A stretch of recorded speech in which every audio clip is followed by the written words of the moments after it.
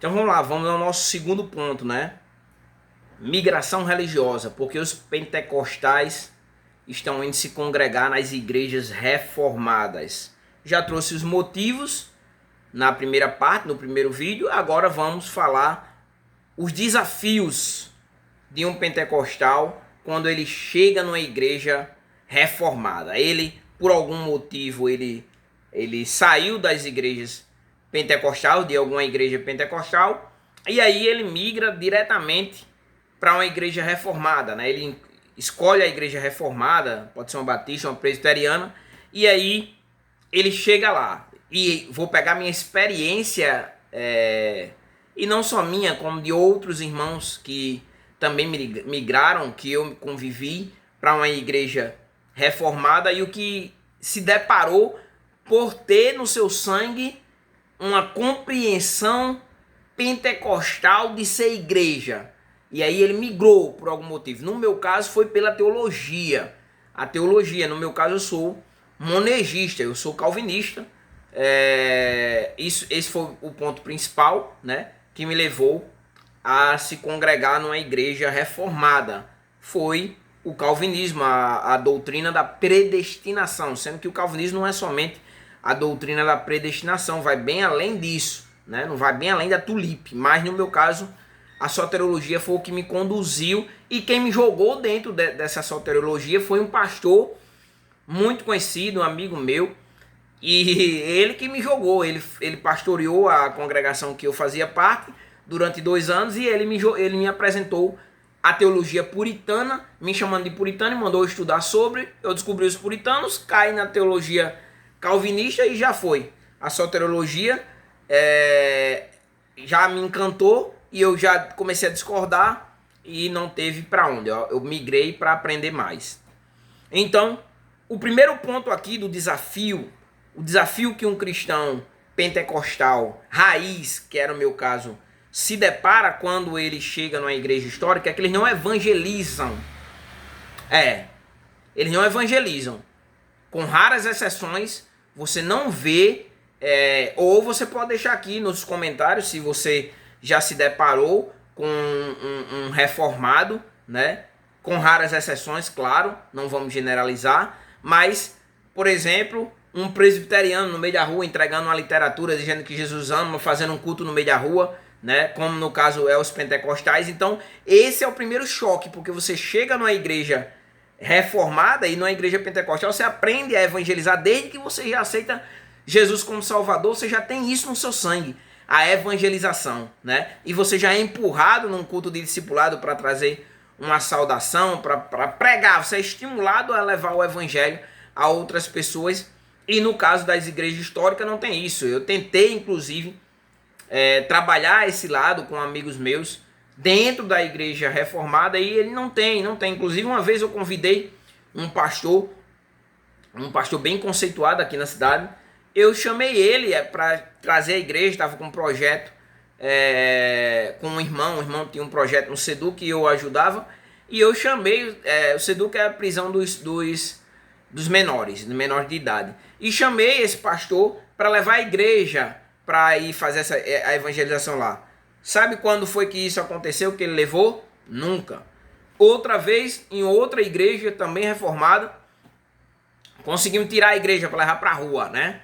E quando a gente foi para a rua para evangelizar, a menina se deparou numa feira com uma pergunta de uma pessoa que ela estava tentando evangelizar, e ela entrou em pranto porque não sabia o que dizer, né? Então, infelizmente, essa realidade é verídica, por mais que os reformados vão dizer assim, não, porque não sei quem veio para cá, para o Brasil, não sei o quê, mas você vê, as igrejas históricas, pelo menos daqui da minha cidade, a maioria são compostas por pessoas idosas, né? Pessoas já com a idade avançada, ou família que nasceu ali, está ali e continua ali, né? E não é uma igreja que tem uma membresia grande. E alguns vão dizer até assim, mas é porque é uma igreja que prega a palavra e as pessoas não querem ouvir. E não é isso, eles não evangelizam mesmo, isso é real. Pelo menos aqui na minha cidade, você pode deixar o comentário da sua cidade aqui se aconteceu com você, se você vivenciou o que a gente está tratando aqui no vídeo. E não evangelizam, Você não vê, né? Não tem o evangelismo. E um pentecostal raiz, o evangelismo faz parte da vida dele, tá no sangue dele. E isso vai matando ele, vai ali oprimindo ele. A teologia é boa, a palavra é boa, a pregação de 1 hora, uma pregação de 40 minutos, uma boa pregação, sempre vai ter uma boa pregação, né? Pastor bem preparado para expor a palavra. No entanto, infelizmente, eles não evangelizam. Então esse é o primeiro desafio para um pentecostal raiz quando ele se depara com a igreja reformada, é que eles não evangelizam.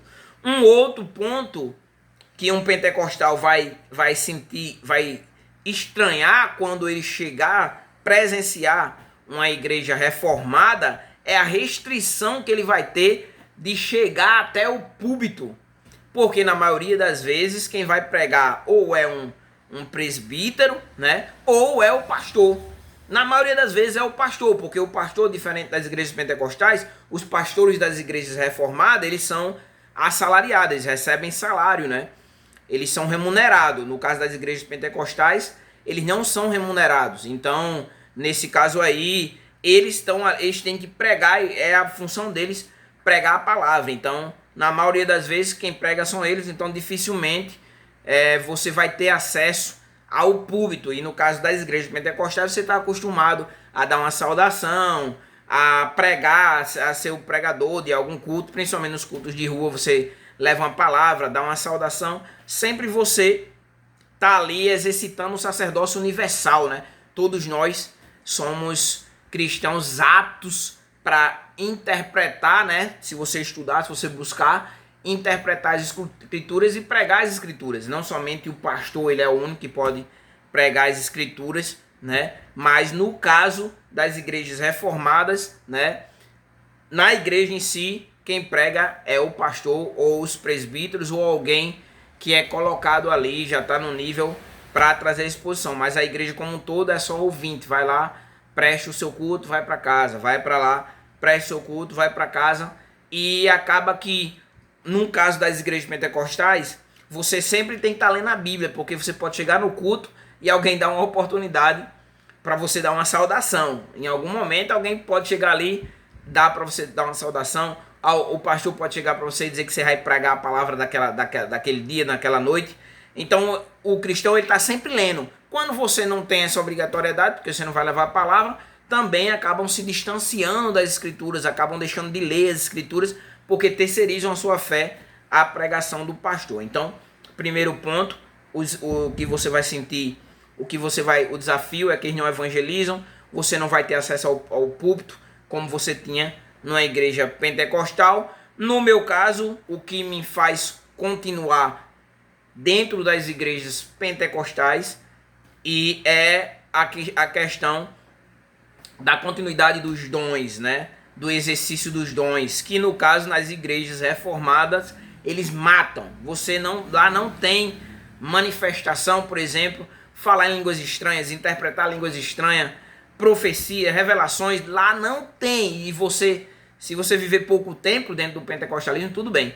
Mas se você tiver vivido muito tempo dentro de uma igreja pentecostal, que é o habitual, que é o comum, né? A entrega, a manifestação dos dons, você não vai ver nas igrejas reformadas. E isso aí vai matando essa parte mais, eu não vou dizer mística, mas essa áurea mais do poder, da manifestação de Deus ali na congregação. E passa a ser como se fosse uma palestra, né? O pastor chega ali já com seu esboço pronto, né? E transmite ali a pregação de uma forma, né, sem muita efervescência, né? O Hernandes é uma exceção.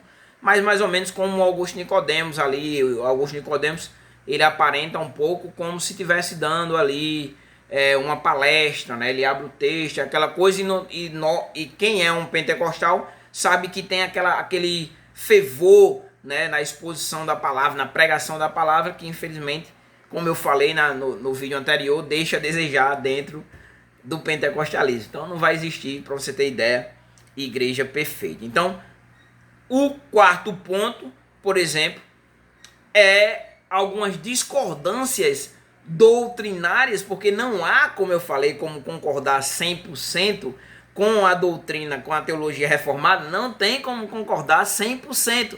Com nenhuma teologia concordar 100%. Né? Você vai discordar. Dentro da escatologia existe discordância entre os reformados, entre os próprios reformados. Né? Então, assim, não há como ter uma teologia plena, todo mundo vai acreditar como um robô naquela mesma, configurado daquela mesma forma.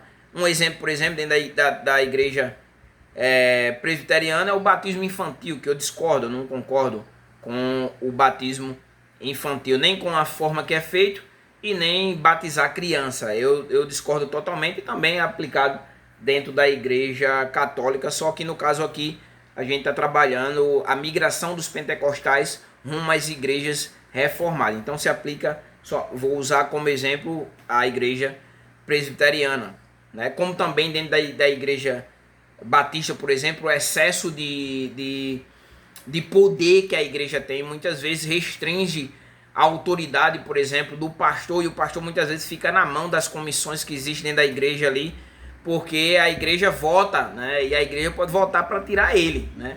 Então, assim, o excesso de poder também dentro das assembleias, por exemplo, usando como exemplo a igreja batista, os membros têm muito poder e muitas vezes forma esse poder se torna nocivo quando tem uma família que manda na igreja ali. E eu me deparei com isso, eu sei mais ou menos do que eu estou falando. Então esse é um ponto, né? As igrejas como clube, né? As igrejas históricas, algumas delas, elas se tornam clubes, né? É um outro ponto aqui que a gente vai trazer. E como clube ali, as pessoas se reúnem aos domingos, e o culto de oração, por exemplo, nas igrejas batistas nas quartas-feiras, pouca gente vai, depois se reúne no domingo, vida que segue. Então é isso. Ninguém sabe onde é que está esse membro. Não existe uma interação profunda como no caso de uma igreja pentecostal, por exemplo, que por exemplo, tem vários conjuntos dentro da igreja, e ali quem está dentro daquele conjunto ali, existe um departamento para cuidar daquelas pessoas, discipulado, né? Mocidade, senhoras, vários departamentos ali, departamento da família. Então existe uma interação, na minha compreensão, maior, tem os seus pontos negativos, né? Mas nas igrejas históricas são mais ou menos um clube, é assim que eu me senti, um clube. Você vai lá, participa, depois vai embora e acabou. Ninguém quer saber da sua vida, né? Você fica lá e é por aí. E é por aí, né? É como se fosse um clube, porque um dos pontos que mais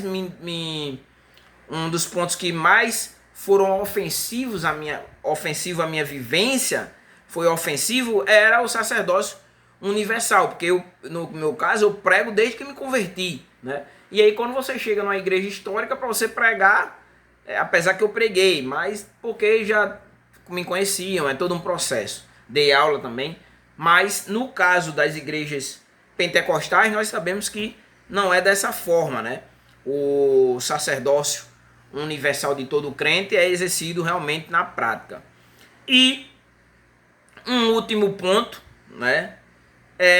Muitas vezes, em consequência de um levar o outro, né, da igreja como um clube, o último ponto, que é o liberalismo teológico. O liberalismo teológico com esse esfriamento, entendeu?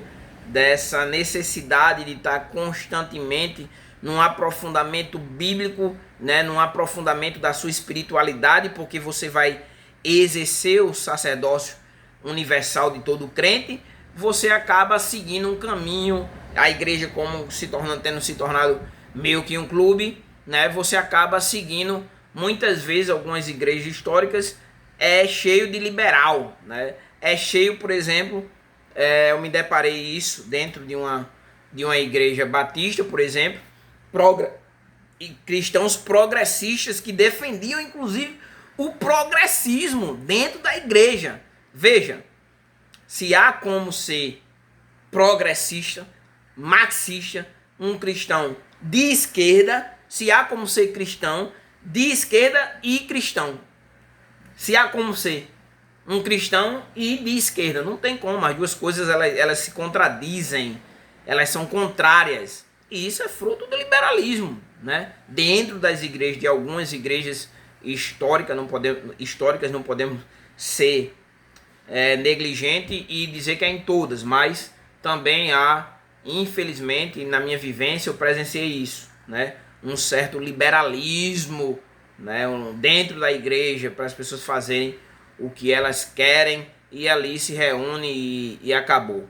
Então esses são os pontos, alguns pontos que eu trouxe aqui como desafios para um cristão pentecostal, como quando chega numa igreja reformada, né? Um outro ponto de dificuldade, por exemplo, para um cristão pentecostal que sai e vai para uma igreja reformada, é que quando ele se mudar e for para um outro bairro, se ele não tiver uma locomoção, possivelmente não vai ter uma igreja reformada, porque como a igreja não evangeliza, são poucas igrejas e uma igreja distante da outra.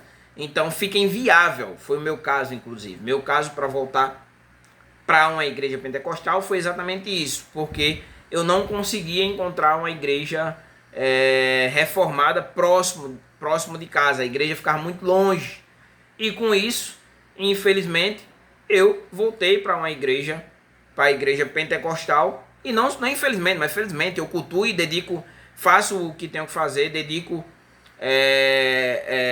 me presto a servir ao Senhor, né? Com os pontos positivos também, o evangelismo que as igrejas pentecostais têm, para mim é maravilhoso, a gente evangeliza de verdade, o que nas igrejas históricas não tem, não fazem, né? O acesso ao púlpito, os irmãos evoluem realmente, porque vão para o culto e tem que estar preparado. Claro que tem as suas dificuldades e tem os seus pontos negativos, mas também tem pontos positivos. Eu acredito que a geração de pentecostais, essa geração aqui, ela está evoluindo, está tendo mais acesso às escrituras e está tendo acesso a obras, né?